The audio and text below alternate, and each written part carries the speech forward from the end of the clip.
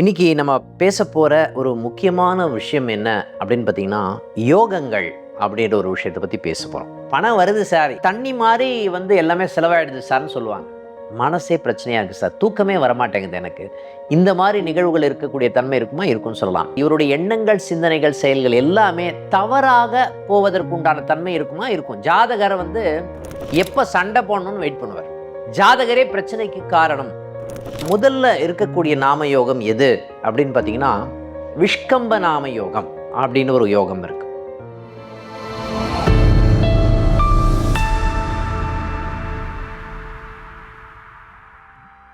சதாசிவ சமாரம்பாம் சங்கராச்சாரிய மத்தியமாம் அஸ்மதாச்சாரிய பரியந்தாம் வந்தே குரு பரம்பராம்.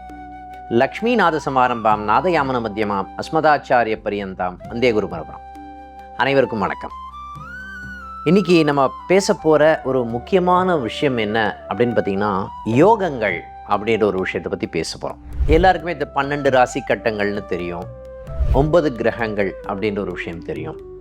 எப்படி 27 நட்சத்திரங்கள் இருக்கிறதோ அதே மாதிரி தான் பார்த்தீங்கன்னா உங்களுக்கு 27 யோகங்கள் இருக்குது அப்படின்னு சொல்லலாம். இந்த யோகங்கள் எதை அடிப்படையாக கொண்டு இயங்குகிறது அப்படின்னா, சூரியன் சந்திரன் எந்த டிகிரியில் இருக்காங்க அப்படின்றத அடிப்படையாக கொண்டு கடகராசியை வைத்து இயங்குகிறதுன்னு சொல்லலாம். சரி, இந்த யோகங்கள் ஒவ்வொரு ஜாதகருக்கும் என்ன விஷயத்தை செய்யும்? இப்போ 27 நாம யோகங்களை பற்றி பேசப்படும். முதல்ல இருக்கக்கூடிய நாம யோகம் எது அப்படின்னு பார்த்தீங்கன்னா, விஷ்கம்ப நாம யோகம் அப்படின்னு ஒரு யோகம் இருக்கு. இன்னைக்கு விஷ்கம்ப நாம யோகம் அப்படின்னு வச்சுக்கோங்களேன். இந்த விஷ்கம்ப நாம யோகத்தில் ஏதாவது விஷயத்தை தொடங்குவாங்களா அப்படின்னு பார்த்தீங்கன்னா, தொடங்கவே மாட்டாங்கன்னு சொல்லலாம். காரணம் இது அவயோகம் அப்படின்னு சொல்லப்படுகின்ற விஷயங்கள் இருக்குன்னு சொல்லலாம். முக்கியமாக திருமணம் சம்பந்தப்பட்ட விஷயங்களாக இருந்தாலும் சரி, தடைகள், தாமதங்கள், இதில் ஏதாவது நீங்கள் தொடங்குனீங்க அப்படின்னா பிரச்சனைகள், தடைகள், சாதகம் அற்ற தன்மையை கொடுக்கும்னு சொல்லலாம்.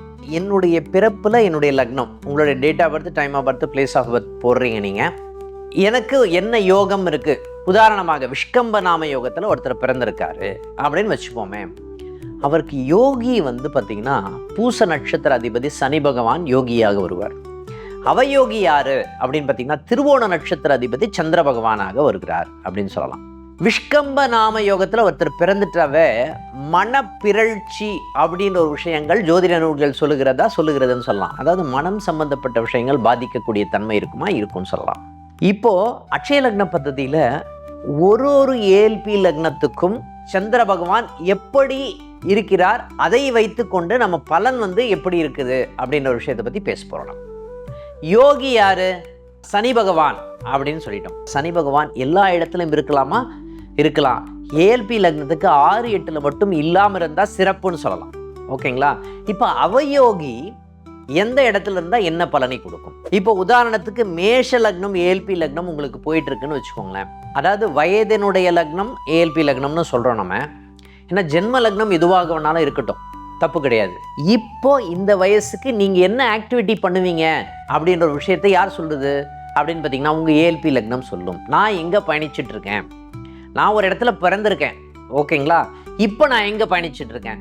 இப்போ நீங்கள் பயணம் செய்யக்கூடிய இடம் மேஷ லக்னம். இப்போ ஏஎல்பி லக்னம் மேஷ லக்னத்துக்கு உண்டான பலனை நம்ம பார்க்க போகிறோம். லக்னத்திலேயே சந்திர பகவான் இருக்காருன்னு வச்சுப்போம். ஏன்னா அவயோகி சந்திர பகவான் பார்த்துட்டோம்.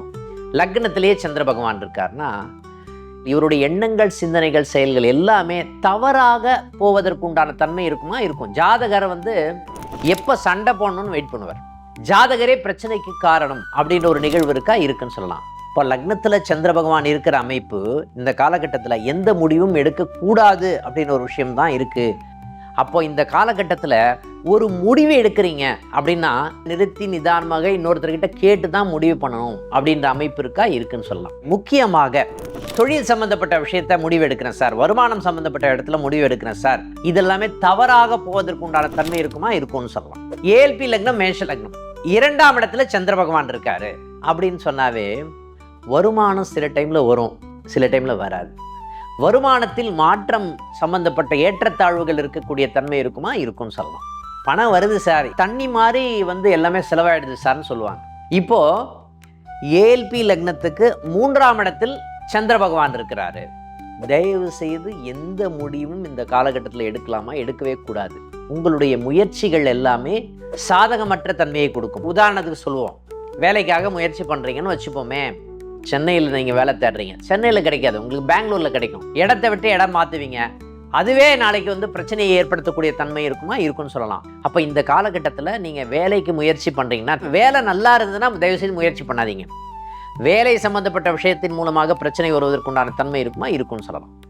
அதே மாதிரி டாக்குமெண்ட் சம்மந்தப்பட்ட பிரச்சனைகள்லாம் இருப்பதற்குண்டான தன்மை இருக்குமா, இருக்கும். உதாரணத்துக்கு லேண்ட் ரெஜிஸ்ட்ரேஷன் வச்சுப்போம், அந்த டாக்குமெண்ட் சம்மந்தப்பட்ட இடத்துல பிரச்சனை இருக்குமா, இருக்குன்னு சொல்லலாம். ஓகேங்களா? இந்த மாதிரி இடத்துலலாம் மிகவும் கவனமாக இருப்பது நல்லது அப்படின்னு சொல்லலாம். முக்கியமாக டாக்குமெண்ட்டை ஏதாவது ஒரு இடத்துல வச்சுட்டு தேடிட்டே இருப்போம், அது சம்மந்தப்பட்ட நிகழ்வுகள் உங்களுக்கு இருக்குமானா, இருக்குன்னு சொல்லலாம்.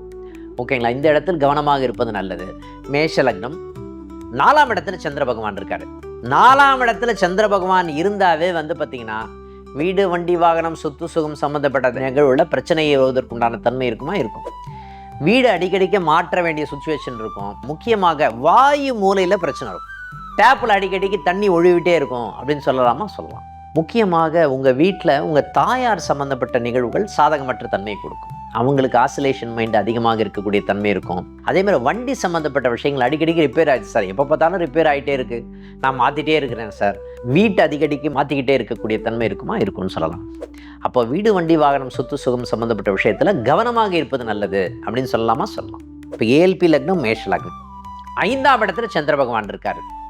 5ஆம் இடத்துல சந்திர பகவான் இருந்தது அப்படின்னா மனப்பிறழ்ச்சி அப்படின்னு சொல்லலாமா, சொல்லலாம்.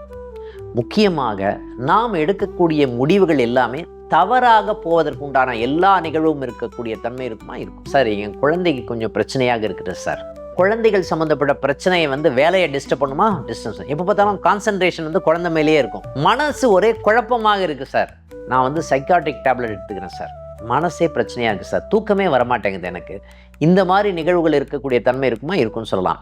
இவங்களால கான்சென்ட்ரேட் பண்ணி மெடிடேஷன், யோகா, தியானம் இது சம்மந்தப்பட்ட விஷயங்கள் பண்ணவே முடியாது அப்படின்னு ஒரு விஷயம் இருக்கா, இருக்குது. அப்போது பிராணாயாமத்தை பண்ணலாமா, கவுண்ட்டை பேஸ் பண்ணி பண்ணலாமா, பண்ணலாம். மூச்சை இழுத்து மூச்சை விடுவது. அப்போ பிராணாயாமம் சம்மந்தப்பட்ட விஷயங்களை நீங்கள் பண்ணிங்கன்னாவே அது சம்மந்தப்பட்ட நிகழ்வுகள் உங்கள் மனத்தடையை வந்து அகற்றக்கூடிய தன்மைகள் இருக்குமா, இருக்குன்னு சொல்லலாம். பிராணாயாமம் வந்து இந்த காலகட்டத்தில் விடாமல் செய்வது சிறப்பு. ஓகேங்களா? அடுத்தது ஏஎல்பி லக்னம், மேஷ லக்னம், 6ஆம் இடத்தில் சந்திர பகவான் இருக்கிறார். என்ன சார், இப்போ கடன், நோய் சம்மந்தப்பட்ட விஷயத்தில் பிரச்சனை இருக்கக்கூடிய தன்மை இருக்கும். முக்கியமாக நீங்கள் வந்து நிறைய தண்ணி சாப்பிட்ணும் அப்படின்ற மாதிரி நிகழ்வுகள் இருக்குது. இப்போது இந்த காலகட்டத்தில் தேவையில்லாமல் கூல்ட்ரிங்க்ஸ்லாம் நிறைய சாப்பிடும், அதுவே வந்து வயிறு சம்மந்தப்பட்ட இடத்துல வந்து பிரச்சனை கொடுக்குமா, கொடுக்குன்னு சொல்லலாம். உணவு சம்மந்தப்பட்ட இடத்துல மிகவும் கவனமாக இருப்பது. சார் 1 மணிக்கு சாப்பிட்ணும் சார், 1 மணிக்கு சாப்பிட மாட்டேன், நான் என்ன பண்ணுவேன், 3 மணிக்கு சாப்பிடுவேன், 4 மணிக்கு சாப்பிடுவேன், இது வந்து வயிறு சம்மந்தப்பட்ட உபாதையை கொடுக்குமா, கொடுக்குன்னு சொல்லலாம். இந்த டைமில் கடன் சம்மந்தப்பட்ட விஷயத்தில் கவனமாக இருப்பது நல்லது அப்படின்னு சொல்லலாமா, சொல்லலாம். சார் 7ஆம் இடத்துல சந்திர பகவான் இருக்கிறார் சார், கணவன், மனைவி, நண்பர்கள் மூலமாக பிரச்சனை வருவதற்குண்டான தன்மை இருக்குமா, இருக்கும். என்ன சார் பிரச்சனை வரும், பொருளாதாரம் சம்மந்தப்பட்ட பிரச்சனை அவங்களே கெடுத்துருவாங்க எல்லா விஷயம். கணவன் மனைவி உறவு நிலை சம்மந்தப்பட்ட இடத்துல பிரச்சனைகள் வருவதற்கான, சண்டை வருவதற்குண்டான தன்மை இருக்கும். ஏன்னா அவங்க வந்து நம்ம கரெக்டான ரூட்டில் போயிட்டே இருப்போம், அவங்க என்ன பண்ணுவாங்க, டைவர்ட் பண்ணி விட்டுருவாங்க. இந்த காலகட்டத்தில் நண்பர்களை நம்பக்கூடாது அப்படின்னு ஒரு விஷயம் தான் ரொம்ப முக்கியமான விஷயம்னு சொல்லலாம். இப்போ ஏஎல்பி லக்னத்துக்கு 8ஆம் இடத்துல சந்திர பகவான் இருக்கலாமா, இருக்கவே கூடாது. இடம், வீடு, வண்டி, வாகனம், சொத்து சம்மந்தப்பட்ட விஷயத்தில் பிரச்சனை, மனம் சம்மந்தப்பட்ட இடத்துல பிரச்சனை, நம்ம எல்லா டிசிஷனும் தவறாக எடுக்கக்கூடிய தன்மைகள் இருக்குமா, இருக்கும். எதிர்மறை சிந்தனைகள் அதிகமாக இருக்கக்கூடிய தன்மை இருக்குமா, இருக்கும்னு சொல்லலாம். மேஷ லக்னம், ஏஎல்பி லக்னம், 9ஆம் இடத்தில் சந்திர பகவான் இருக்கார். இந்த காலகட்டத்தில் வந்து ஒரு குருவை தேடி நம்ம போவோம்னு வச்சுக்கோங்களேன். அந்த குருவை தேடி போனோம் அப்படின்னு சொன்னால் அவர் வந்து தவறாக வழி நடத்துவதற்குண்டான தன்மை இருக்குமா, இருக்கும்னு சொல்லலாம். குருவே வந்து தவறான குருவாக இருப்பதற்குண்டான தன்மை இருக்குமா. அதே மாதிரி அப்பா சம்மந்தப்பட்ட நிகழ்வுகளில் வந்து பார்த்திங்கன்னா உடல்நிலை சம்மந்தப்பட்ட இடத்துல கொஞ்சம் கவனமாக பார்த்து கொள்வது நல்லது அப்படின்னு சொல்லலாம். ஓகேங்களா? 10ஆம் இடத்துல சந்திர பகவான் இருக்கிறார் சார், இப்போ பார்த்தா தொழிலில் வந்து ஒரு ஆசிலேஷன் இருந்துகிட்டே இருக்குது சார் அப்படின்னு சொல்லுவாங்களா, கண்டிப்பாக சொல்லுவாங்க. தொழிலில் வந்து நல்லா போயிட்டே இருக்கிற மாதிரி இருக்குது சார், திடீர்னு வந்து பார்த்திங்கன்னா தொழில் டல் அடிக்குது சார் அப்படின்னு சொல்லுவாங்க. ஓகேங்களா? 11ஆம் இடத்தில் சந்திர பகவான் இருக்கிறார் அப்படின்னு சொன்னால் மூத்த சகோதரன் சகோதரி மூலமாக பிரச்சனைகள் வருவதற்குண்டான தன்மையே இருக்கும்னு சொல்லலாம். முக்கியமாக மூத்த சகோதரி சம்பந்தப்பட்ட இடத்துல பிரச்சனைகள் வருவதற்குண்டான தன்மை இருக்கும். லாபங்கள் எல்லாமே வருது சார், கடனுக்கு போகக்கூடிய தன்மை இருக்கு சார் அப்படின்னு சொல்லுவாங்களா? கண்டிப்பாக சொல்லுவாங்கன்னு சொல்லலாம். 12ஆம் இடத்துல சந்திர பகவான் இருக்காரு. தூக்கத்தில் நிறைய கனவு வருது சார், நிறைய டிஸ்டர்ப் ஆகுது சார், தூக்கமே வரமாட்டேங்குது சார், சில டைம் நான் நல்லா தூங்குறேன், சில டைம் நல்லா தூங்க முடிய மாட்டேங்குது அப்படின்னு சொல்லுவாங்க. இதுக்கு காரணம் என்னன்னா மனசு தான் காரணம். பிரயாணம் அதிகமாக இருக்கக்கூடிய தன்மை, அதனால செலவினங்கள் அதிகமாக இருக்கக்கூடிய தன்மைகள் இருக்கக்கூடிய நிகழ்வுகள் இருக்குன்னு சொல்லலாம். ஏஎல்பி லக்னத்துக்கு சந்திர பகவான் உங்க ஜாதகத்துல எங்க இருக்காருன்னு பாருங்க. யாருக்குன்னு பார்த்தீங்கன்னா விஷ்கம்ப நாம யோகத்துல பிறந்தவங்களுக்கு சந்திர பகவான் எப்படி இருக்காருன்னு பார்த்து நம்ம பலன் எடுக்கலாம்னு சொல்லலாம். அடுத்த நிகழ்வில் சந்திப்போம். நன்றி, வணக்கம். ஜோதிடத்தின் பரிணாம வளர்ச்சி. ஏஎல்பி ஜோதிடம். உங்க வாழ்க்கை உங்க கையில்.